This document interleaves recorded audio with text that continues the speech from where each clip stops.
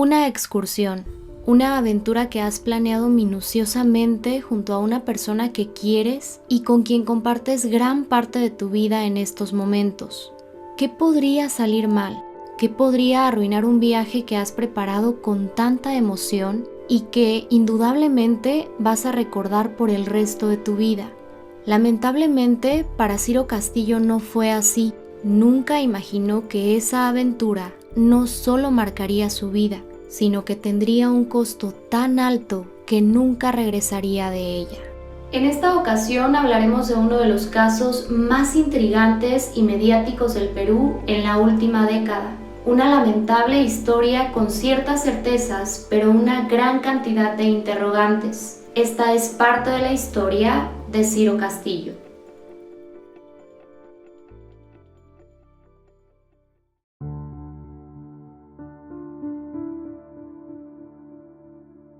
Comenzaba enero de 2011.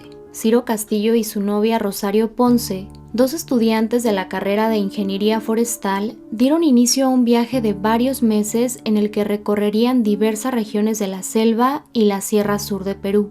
Como parte de esta osada aventura, el miércoles 30 de marzo arribaron a la localidad de Chivay, ubicada en la provincia de Caylloma, en el departamento de Arequipa. Para esos momentos, el plan de la pareja era adentrarse en el cañón del Colca, uno de los cañones más profundos del mundo, que, para ese par de enamorados viajeros, representaba un enorme reto en su lista de destinos por recorrer.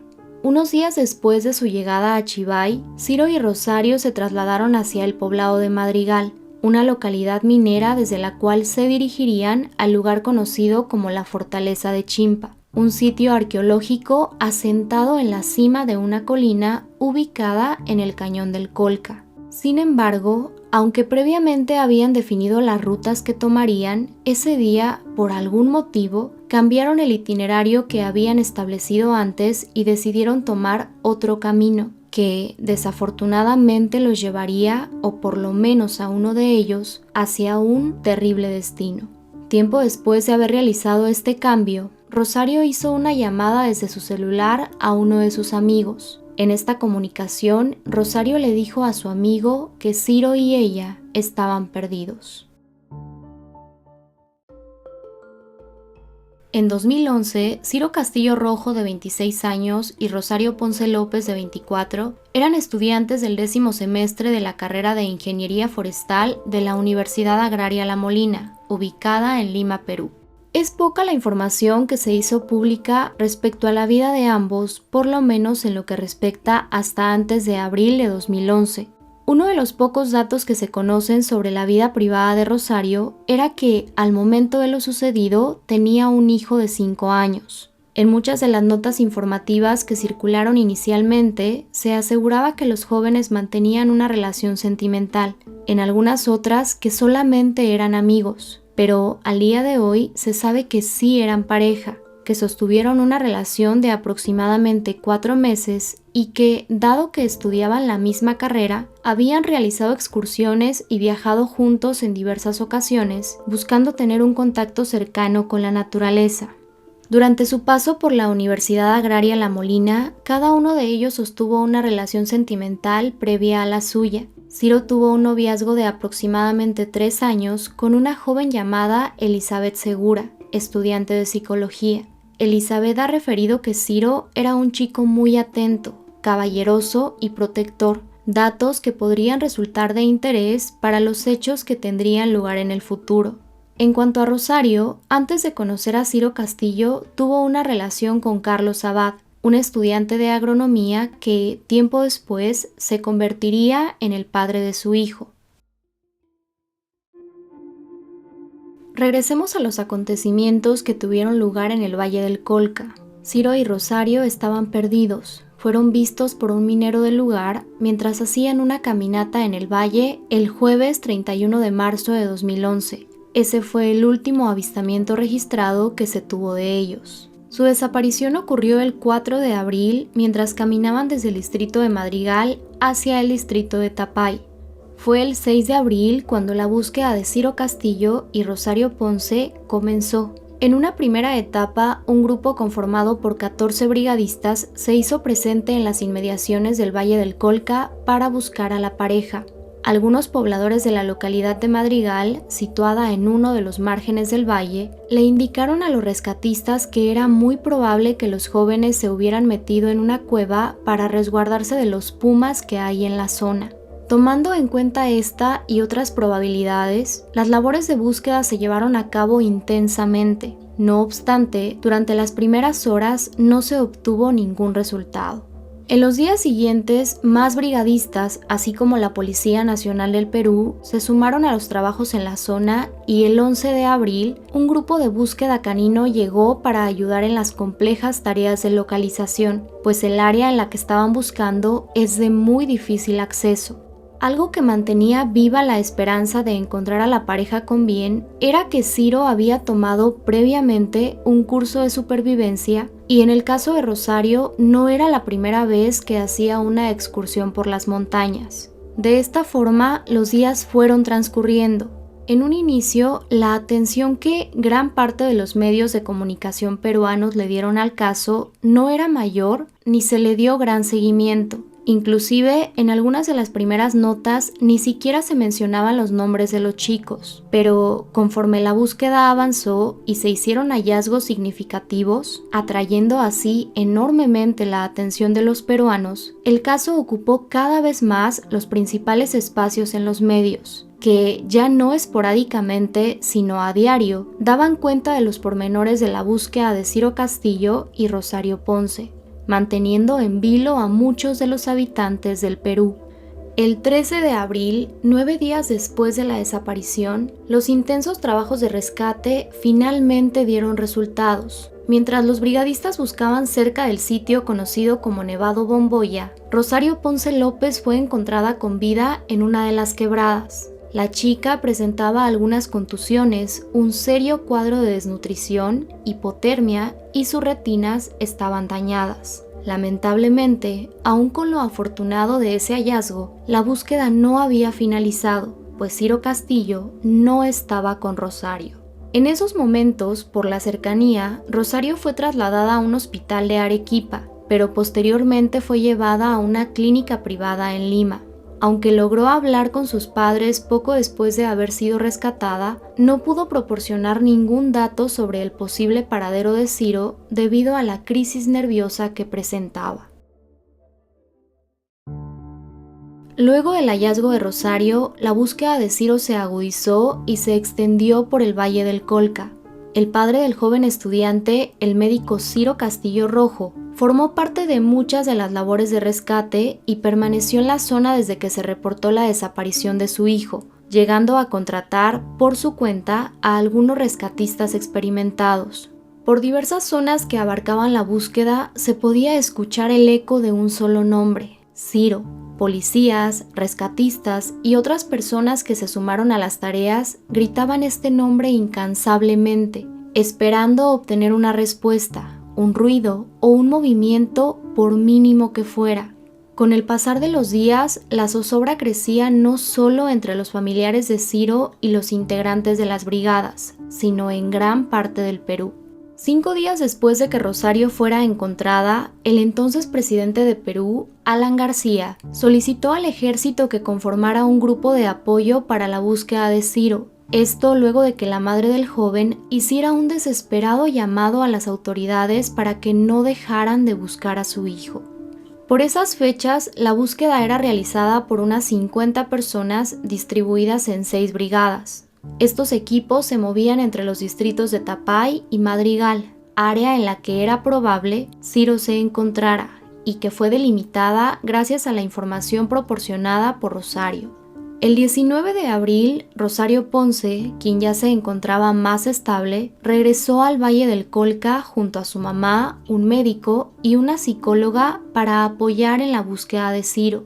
Días después, junto a la policía, Rosario sobrevoló la zona para indicarles, de la forma más precisa posible, el último sitio en el que estuvo con Ciro, además de proporcionarle a las autoridades más detalles que fueran de utilidad para encontrar a su novio.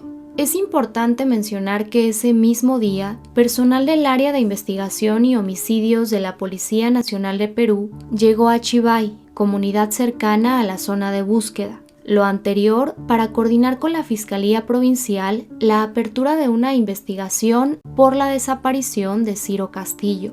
Como parte de esta investigación, Rosario fue interrogada unos días después. La joven de 24 años le narró a los investigadores que, el 4 de abril, tras haber caminado por un largo rato junto a Ciro, ella estaba agotada y no podía continuar, por lo que Ciro decidió que iría a buscar ayuda a un pueblo que podían divisar desde lo alto del cañón. Según esta versión, Ciro dejó a Rosario en un sitio aparentemente seguro, en el que ella podía resguardarse. Mientras tanto, él emprendió su camino montaña abajo, hasta que, según lo declarado por Rosario, ella, de un momento a otro, le perdió el rastro. Y en este punto quiero hacer una pausa para mencionarles que es muy importante que prestemos atención y recordemos esta declaración. A finales de abril, algunos medios comenzaron a difundir que se había encontrado una mochila y una foto en la que se podía observar a Ciro junto a un lugareño. Este dato parecía revelador. Sin embargo, dicha información fue desmentida por la policía de Chivay. Por estas fechas, el padre de Ciro ofreció una recompensa de 10,000 soles, poco más de $2,500, a quien encontrara a su hijo. Al día siguiente de haber anunciado esta compensación, el señor Castillo recibió varias llamadas. Desafortunadamente, en su gran mayoría, los datos que recibió eran falsos. El 29 de abril de 2011, la madre de Ciro Castillo hizo una declaración que llamó la atención de las autoridades y, por supuesto, de los medios de comunicación. La señora expuso que Rosario le contó en una llamada telefónica que la noche en que ella y Ciro se extraviaron, divisaron unas luces a lo lejos, pero que no pudieron corroborar qué eran, debido a que estaba muy oscuro. Según lo relatado por la madre de Ciro, Rosario le dijo que a la mañana siguiente de este avistamiento, su hijo le pidió que fueran a ver de qué se trataba lo que vieron por la noche. Pero Rosario se sentía mal y le dijo que ella no iba, que se quedaría. Lo que Rosario Ponce declaró ante las autoridades luego de ser rescatada fue que la última vez que estuvo con Ciro fue la mañana del martes 5 de abril. La joven dijo que esa mañana, cuando todavía era temprano, al frente de ellos se veían las luces de los pueblos que se encuentran en la zona del Valle del Colca. De acuerdo con lo relatado por Rosario, Ciro la despertó para decirle que subiría a una parte más alta para ver las luces de Tapay. Según esta versión, esa fue la última vez que lo vio. No obstante, se supo que, poco después de ser rescatada, Rosario le dijo a una integrante del grupo denominado Bomberos Unidos Sin Fronteras que la última vez que estuvo con Ciro fue el 10 de abril, el día de las elecciones presidenciales en Perú. Posteriormente salió a la luz que, en sus declaraciones iniciales ante el Ministerio Público, Rosario habría señalado que el último día que estuvo con su novio, ambos oyeron un helicóptero y que creyeron que éste se hallaba sobrevolando la zona debido a las elecciones. Tengamos en cuenta que el 10 de abril la búsqueda ya llevaba 6 días activa, ya que la pareja se reportó como desaparecida el 4 de abril. El helicóptero que Rosario dijo haber escuchado junto a Ciro era parte de los equipos de búsqueda, pues el dato coincide con el registro de las operaciones policiales en el que se asentó que el domingo 10 de abril de 2011, un helicóptero se acercó a la zona denominada Casca, sitio en el que se encontraron las mochilas de la pareja y en donde supuestamente habrían pasado su última noche juntos. Respecto a estas dos versiones ofrecidas por Rosario, la primera en que señala que la última vez que vio a Ciro fue el 5 de abril y la segunda en que afirmó que fue el 11, más adelante ahondaremos en ello. En tanto la búsqueda de Ciro Castillo continuaba, Rosario Ponce recibió una citación del Ministerio Público para rendir su declaración sobre la desaparición de Ciro. Tal citación estaba programada para el 3 de mayo de 2011, pero Rosario no asistió. 6 días después, Rosario fue entrevistada durante más de 10 horas por el fiscal del caso. Además, le fueron practicados diversos exámenes médicos y psicológicos. La exhaustiva búsqueda del joven estudiante de ingeniería forestal se mantenía, y a ella se sumaban diversas organizaciones locales, nacionales e internacionales. Una de estas fue la Brigada Mexicana conocida como Los Topos. Por esos días, el padre de Ciro recibió información acerca de que su hijo se encontraba en el distrito de Suicutambo, y aunque la Policía Nacional descartó que Ciro estuviera en esa área, el padre del joven viajó hasta allá para buscar a la mujer que le proporcionó la información. No así, nuevamente, este dato no llevó a nada concreto sobre el paradero de Ciro. El 18 de mayo fueron encontrados un gorro y un impermeable que, en un primer momento, fueron identificados por el padre de Ciro como objetos pertenecientes a su hijo. Sin embargo, la fiscalía analizó estas prendas y se determinó que no pertenecían a Ciro, sino a Rosario Ponce, ya que incluso existían fotografías en las que ella los llevaba puestos. Para este punto, un contingente de 14 policías especializados en rescates en zonas agrestes, denominados los Sinchis, comenzaron las exploraciones en zonas que aún no habían sido recorridas. Pero a 48 días de iniciada la búsqueda de Ciro Castillo, no había señal alguna de su paradero, ni huellas de su paso, ni partes de su ropa o zapatos. No encontraban absolutamente nada.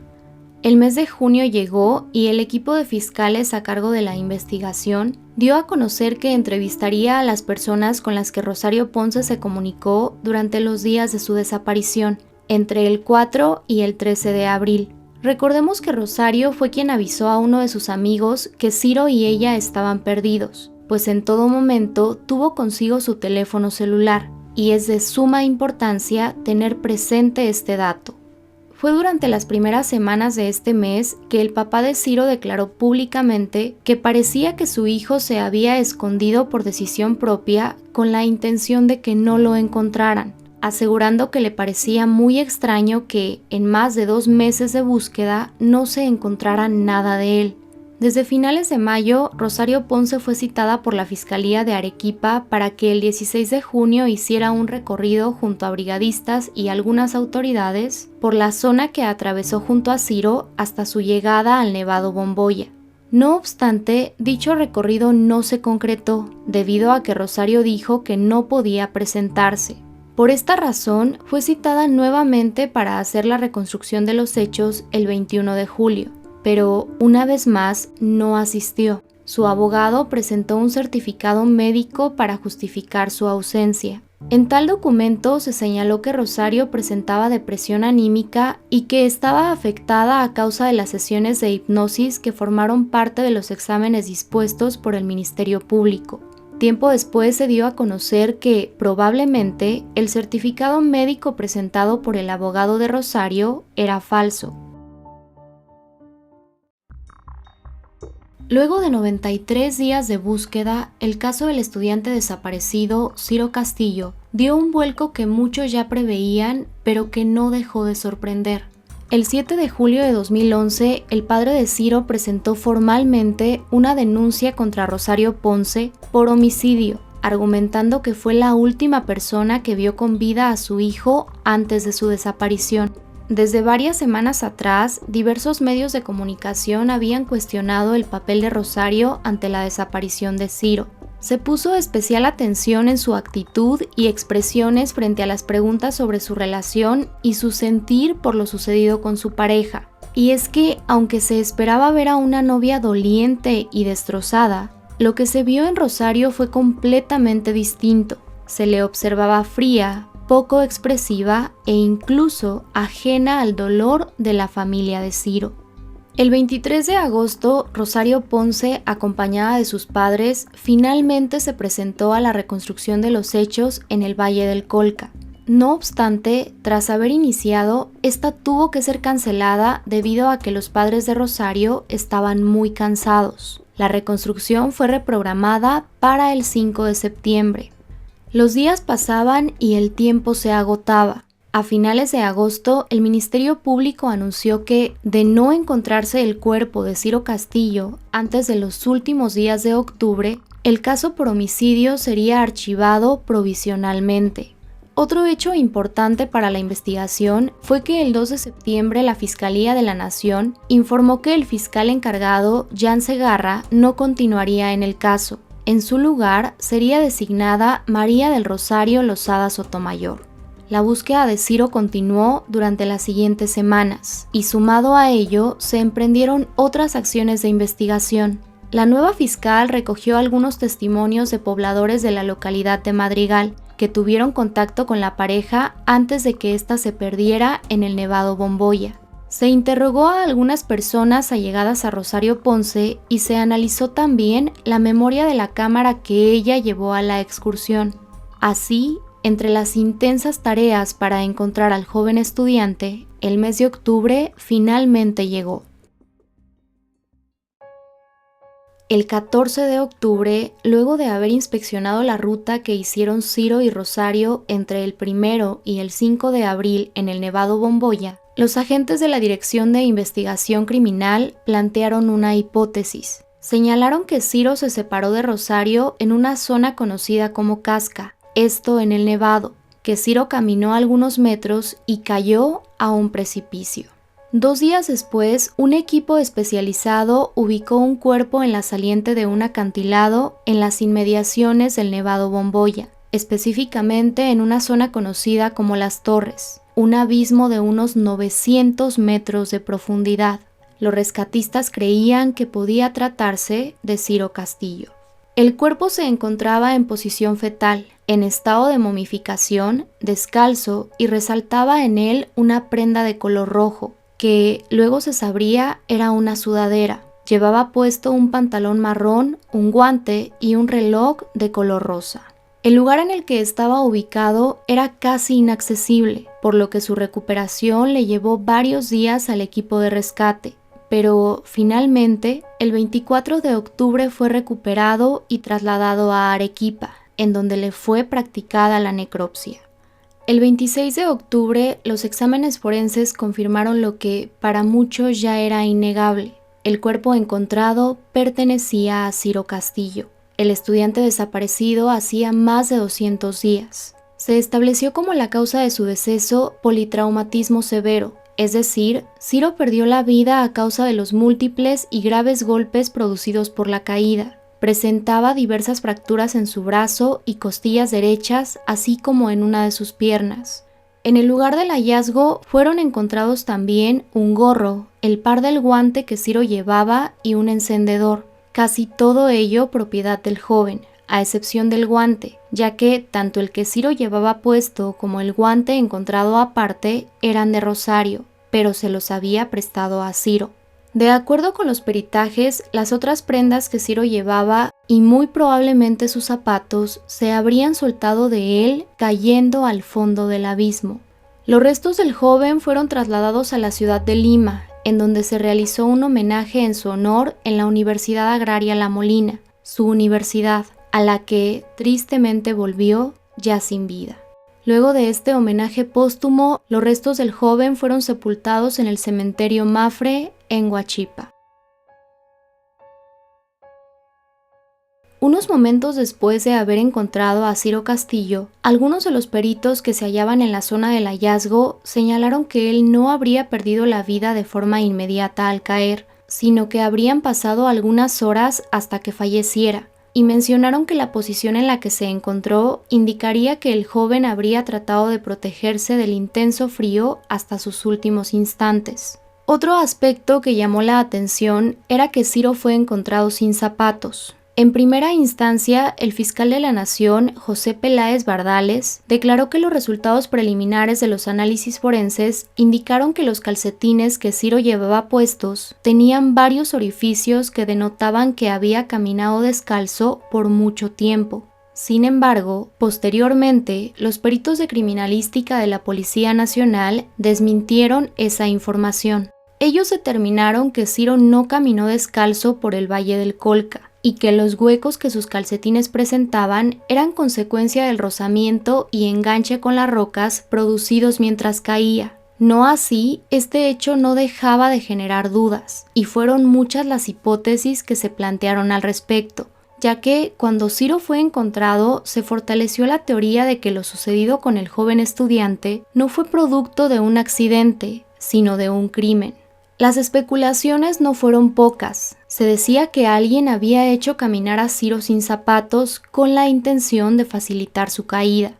Pero, con base en la evidencia, ¿esto era real? Luego del hallazgo de Ciro Castillo, la Fiscalía informó que se realizarían nuevos y más completos peritajes en el lugar de los hechos, que ofrecieran respuestas y dieran claridad al caso. Recordemos que había una investigación abierta por la denuncia de homicidio, hecha por el padre de Ciro contra Rosario Ponce. El 29 de octubre, Rosario declaró que en las varias ocasiones en que fue interrogada por los fiscales, ella les dijo que Ciro estaba en la montaña, cerca de la zona en donde se hallaron sus mochilas. Aseguró habérselos dicho una y otra vez desde que la encontraron el 13 de abril, pero, según dijo, no quisieron escucharla. Y es que, como lo hemos mencionado antes, la figura de Rosario Ponce, sus declaraciones, sus aparentes contradicciones e indiferencia ante la desaparición de su pareja, llamaron la atención desde sus primeras apariciones luego de ser rescatada en el Valle del Colca. Más de un mes antes del hallazgo de Ciro Castillo, Rosario hizo la siguiente declaración en una entrevista. Yo creo que Ciro se fugó. Al principio tenía la esperanza de que estuviera con vida y esa sensación se ha mantenido durante varios meses. Pero ahora, con lo que estoy viendo y que varias personas lo fueron a buscar y no han encontrado nada, si han encontrado mis cosas y mi camino, yo me pregunto ¿dónde está Ciro? Él ya no está en la montaña. En el mismo sentido, en su cuenta de Facebook, en la cual Rosario publicaba algunos mensajes para Ciro, el 28 de junio escribió: a veces pienso que te fugaste de ahí. Las reacciones de Rosario Ponce a las preguntas sobre Ciro fueron analizadas ampliamente en distintos medios de comunicación y discutidas también por la opinión pública. Para la familia de Ciro, seguidores del caso e incluso para algunas autoridades, Rosario cayó en varias contradicciones durante todo el proceso, desde que el joven era buscado. Si ustedes lo recuerdan, el 4 de abril Rosario le hizo una llamada a uno de sus amigos de nombre Efraín Matos para decirle que Ciro y ella estaban perdidos y que pidiera ayuda. Según lo dicho por Rosario, luego de esa comunicación, ella se quedó sin batería, por lo que ya no se puso en contacto con nadie más. No obstante, en el programa de televisión Punto Final, la familia de Ciro mostró un mensaje enviado por Rosario a su amigo Efraín después del 4 de abril. En este se leía una frase corta escrita por ella: apura, aún no me encuentran.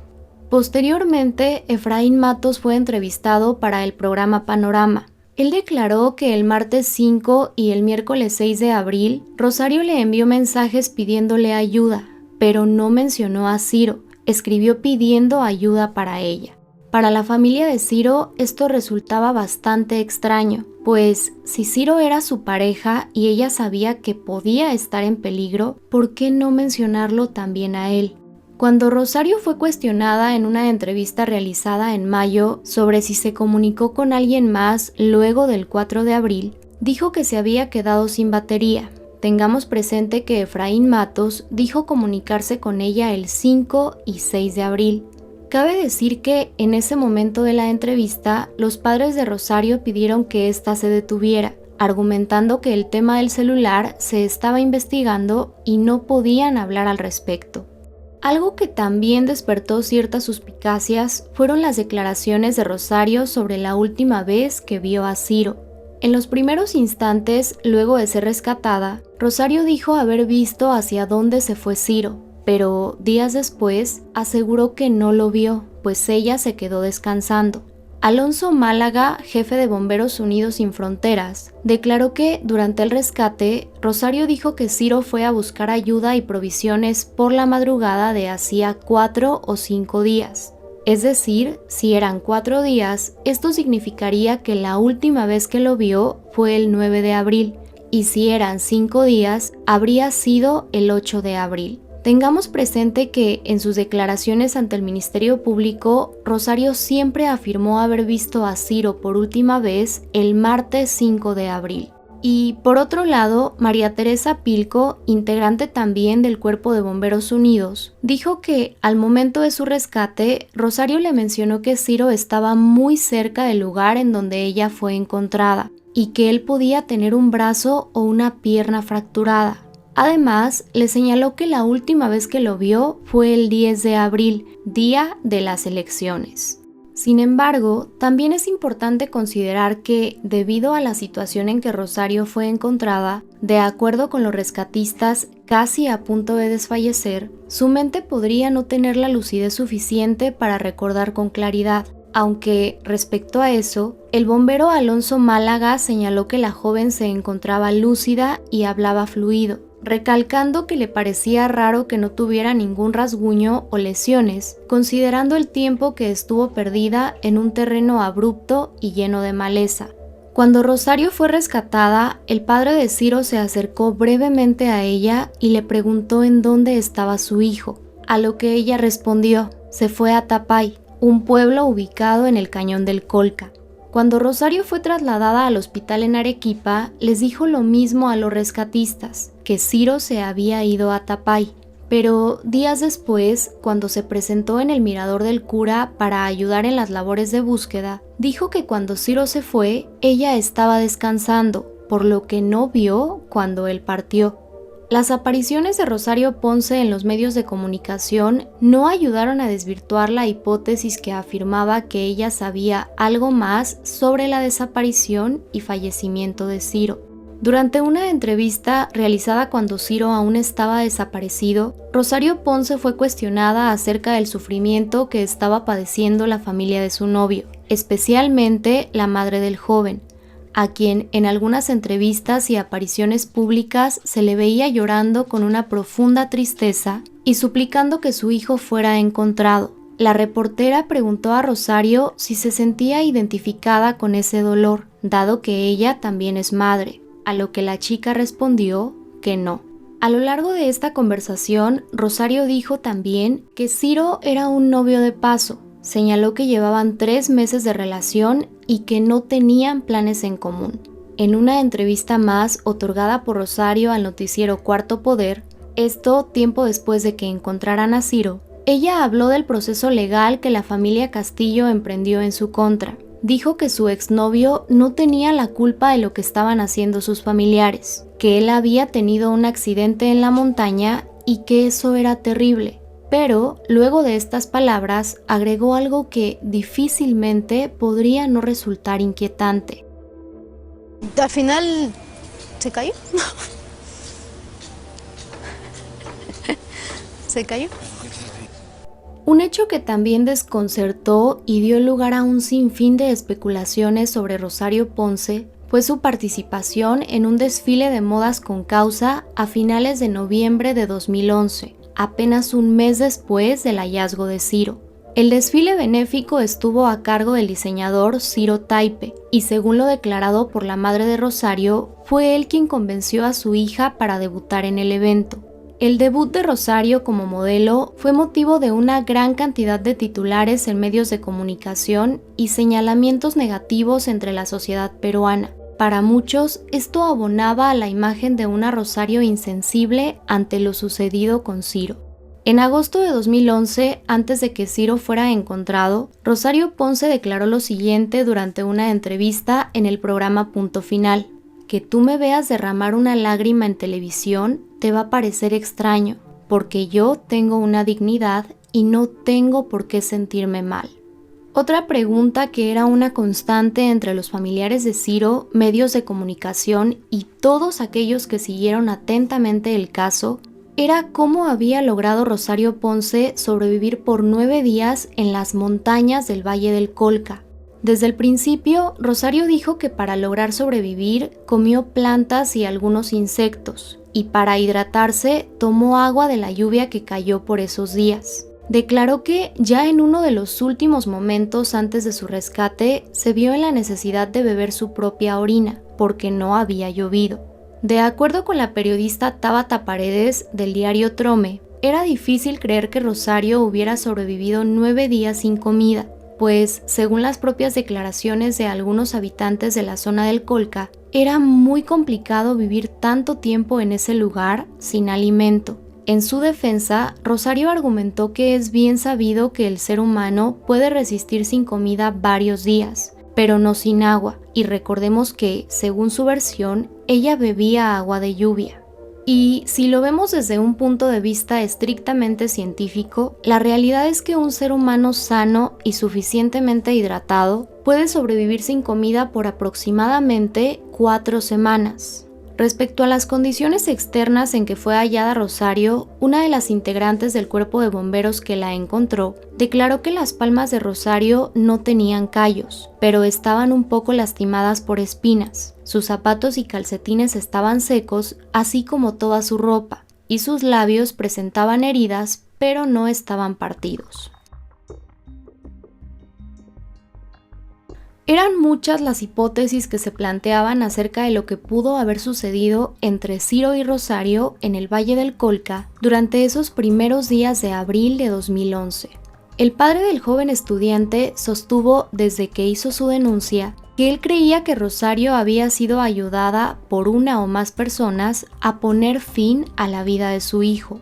Otra de las hipótesis señalaba que, posiblemente, la pareja había tenido una pelea al encontrarse en la montaña y que, accidentalmente, Rosario lo había empujado. No obstante, aunque todas estas hipótesis eran discutidas en múltiples espacios, existía un proceso abierto de investigación por homicidio en el caso de Ciro Castillo, y justamente el 3 de enero de 2012, este proceso fue declarado complejo, por lo cual se extendió para dar espacio a la realización de las indagatorias. Durante todo ese tiempo se realizaron diversas diligencias para determinar las causas de lo sucedido con Ciro, hasta que el 1 de noviembre de 2012, la fiscal María del Rosario Lozada llegó a la conclusión de que, en medio de una discusión, Rosario Ponce empujó a Ciro Castillo al precipicio.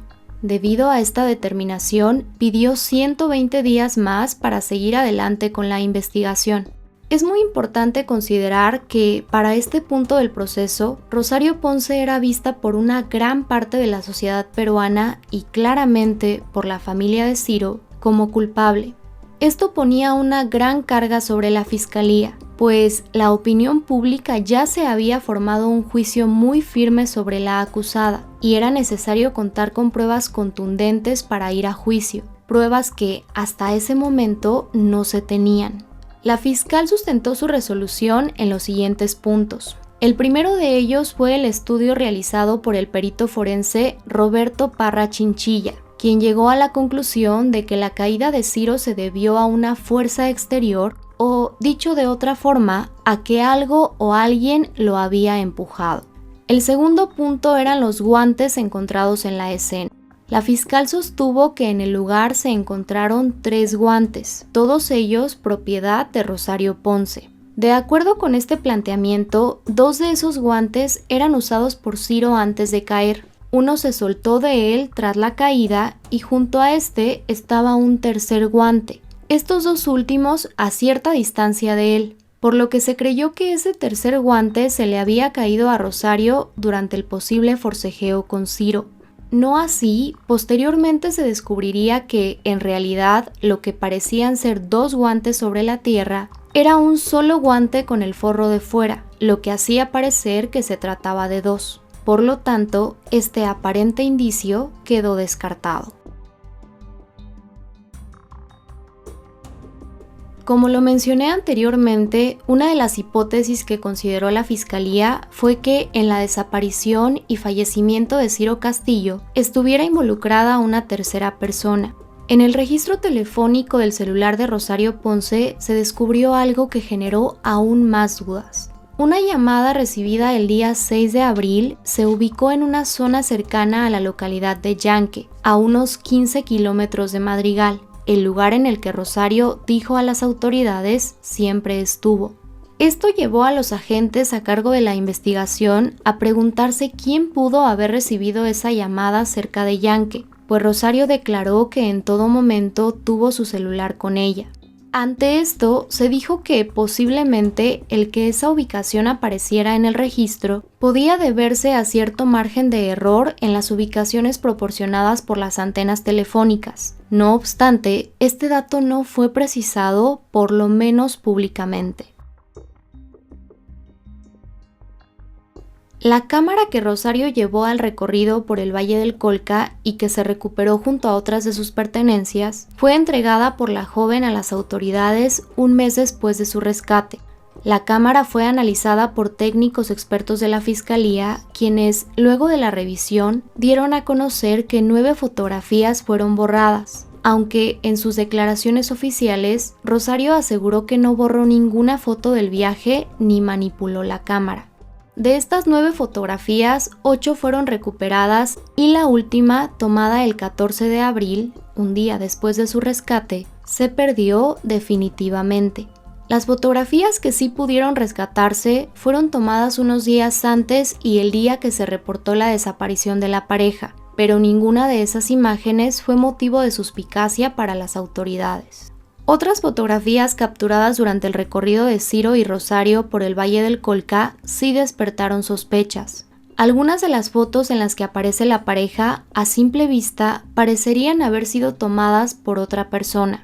En particular, eran 4 las imágenes en las que la Fiscalía consideraba participó un tercero y que, por ende, hacían pensar que alguien más había estado con ellos en el Colca. La fiscal señaló que esa tercera persona podría ser Víctor Cabrera Córdoba, el hijo del entonces abogado de Rosario y también su exnovio. Es relevante mencionar que existían dudas sobre una posible relación entre él y Rosario mientras ella era pareja de Ciro. Bajo esta sospecha, la fiscal María del Rosario Lozada solicitó a Víctor Cabrera el acceso a su registro de comunicaciones telefónicas, a lo que él se negó. Durante uno de los interrogatorios, el joven no quiso responder a la pregunta de si aún mantenía una relación con Rosario Ponce y argumentó que era imposible que él hubiera estado con ella y Ciro durante su viaje, ya que se encontraba trabajando en el distrito de Miraflores, lo que podía probar fácilmente. Finalmente, el área de alta tecnología de la Fiscalía concluyó que las 4 fotografías tomadas en el mirador de Fortaleza del Chimpa no fueron capturadas por un tercero, sino que se hicieron en modo automático. Frente a las versiones de la presencia de una tercera persona en el Valle del Colca, Rosario aseguró lo siguiente en un noticiero: no hay, no ha habido y no habrá una tercera persona. Durante toda la investigación se contempló también la posibilidad de que otras personas ajenas a Ciro y Rosario tuvieran relación con su desaparición. Se confirmó que cuando la pareja comenzó a subir por el Nevado Bomboya, 2 policías los vieron, los mismos que en un principio se creyó eran mineros. Uno de ellos, de nombre Héctor Figueroa, ese día estaba a cargo de la seguridad de la mina El Madrigal. El otro agente no había sido identificado. Ambos fueron llamados a declarar a la Fiscalía. Pero, ¿por qué era importante conocer el testimonio de estos hombres? El motivo era saber si habían establecido contacto con Ciro y Rosario. Además, la Fiscalía buscaba esclarecer si las mochilas de la pareja habían sido manipuladas, pues se creía que los policías de alta montaña que las encontraron no preservaron esa evidencia. En relación también con este punto, el policía Peter Ríos Alzamora, quien durante la búsqueda encontró la identificación oficial de Ciro, fue interrogado al respecto. La versión oficial señalaba que un comunero entregó la identificación a la policía de Chivay. Sin embargo, esta persona no fue identificada y no se hizo un acta relativa al hallazgo. Pese a todas estas conjeturas, no se llegó a ningún dato certero que cambiara el rumbo de la investigación. Los días estaban contados para que el plazo que tenía la Fiscalía para concluir la investigación llegara a su fin. Casi en la recta final, la fiscal María del Rosario Lozada solicitó la intervención de un reconocido físico en el caso de Ciro Castillo. El profesor Alcides López Milla de la Universidad Nacional de Ingeniería fue designado para realizar un informe exhaustivo en torno a las circunstancias bajo las cuales Ciro Castillo perdió la vida. De acuerdo con lo registrado en este documento, presentado el 25 de abril de 2013, se pretendía dar una idea aproximada del movimiento que ocasionó el deceso de Ciro Castillo, a partir de la realización de diversos peritajes, el reconocimiento de la zona donde ocurrió el lamentable acontecimiento y la aplicación de leyes físicas del movimiento. Indudablemente, las conclusiones a las que llegó el Dr. López Milla dieron un drástico giro a las averiguaciones. En el informe se concluye que el terreno por el cual se desplazó el cuerpo de Ciro consiste de una zona alta de 45 grados de pendiente, un área en la que una persona puede resbalar y caer fácilmente, pero que con mucho cuidado puede ser transitada. Según lo expresado textualmente en el informe, es un terreno con alta probabilidad de que cualquier objeto que caiga puede llegar hasta la profundidad del abismo. En el informe se muestra también la posición de los objetos encontrados en la escena, que fueron hallados separados de Ciro. Se puede apreciar que, en la trayectoria que siguió su cuerpo al caer, se encontró primeramente su gorro de lana, seguidamente un guante y al final, antes del punto en el que cayó Ciro, estaba el encendedor. La segunda conclusión a la que se llegó fue que el cuerpo de Ciro tuvo un desplazamiento con velocidades y aceleraciones variables. Es decir, su caída no fue recta ni siempre a una misma velocidad. Siguió una trayectoria zigzagueante hasta quedar atrapado en una roca que sobresalía en el terreno. Con base en los estudios realizados por el físico López Milla, se concluyó que los orificios y múltiples desgarres presentes en los calcetines del joven, además de la presencia de tierra en ellos, hacen suponer que Ciro perdió o se quitó los zapatos antes del desplazamiento fatal. Según el informe, la posibilidad de que Ciro perdiera los zapatos durante el desplazamiento o en los metros finales de su caída era mínima. Pero, ¿por qué? Las roturas que tenían sus calcetines se habían producido por enganche y fricción, y en ellas había presencia de restos vegetales, lo que haría deducir que durante casi todo su desplazamiento no llevaba zapatos, pues de haberlos llevado puestos, la cantidad de roturas y el desgaste producido en estas no sería el mismo, sería menor. Si ustedes recuerdan, el tema de los zapatos fue controversial. Incluso se llegó a decir que probablemente alguien había hecho que Ciro caminara descalzo. Y por otro lado, a muchos les parecía increíble que él, por alguna razón, se quitara los zapatos antes de la caída. Sin embargo, en el informe se descartó que Ciro hubiera caminado sin zapatos, ya que el desgaste presentado en las fibras de los calcetines y el patrón de la suciedad hallada en estos no era consistente con una acción como esa. Es decir, en los calcetines de Ciro la suciedad estaba impregnada de forma pastosa en la zona de las plantas, lo que se habría dado de esa forma por el sudor, dejando así un patrón de pisada sobre superficie lisa. ¿Qué quiere decir esto? Que el patrón de la pisada dejada en las fibras correspondía a la planta de los zapatos. De acuerdo con esta investigación, si Ciro hubiera caminado sin zapatos, este patrón sería totalmente distinto.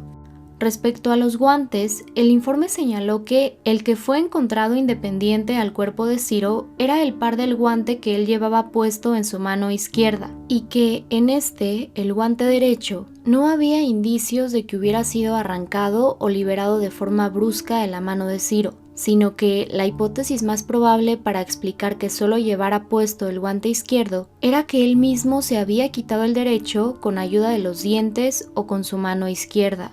También se determinó que era muy probable que el viento hubiera cambiado la posición del guante durante los meses de búsqueda. Algo que de igual forma llamó la atención del físico a cargo de este informe era que el gorro de Ciro se encontró en una posición en la que parecía haber sido colocado a propósito para resguardarlo e impedir que el viento se lo llevara. Sumado a esto, el cuerpo de Ciro tenía la pierna izquierda del pantalón arremangada hasta la rodilla, lo que también sugería otros posibles escenarios. Todos estos datos y muchos más contenidos en el documento presentado a la Fiscalía llevaron a una hipótesis final de lo que pudo haber sucedido en los últimos minutos de vida de Ciro Castillo. Con base en la información analizada y el trabajo de campo realizado para este informe, se sugirió que Ciro llegó hasta la posición en que fue encontrado su gorro, cansado pero sin ningún daño físico aún. En ese lugar se quitó el gorro y lo resguardó del viento. Se sacó el guante derecho para poder desatarse los zapatos, ya que con los guantes puestos se le habría dificultado, y puso su calzado junto a él. Se remangó la pernera izquierda del pantalón por encima de la rodilla y se dispuso a descansar, ventilando y relajando sus pies, algo que, según el informe, es totalmente normal luego de una caminata. Recordemos que, según las versiones ofrecidas por Rosario, Ciro habría ido a ver las luces de Tapay o a buscar ayuda, pues estaban perdidos, y en ese trayecto habría ocurrido su trágico deceso.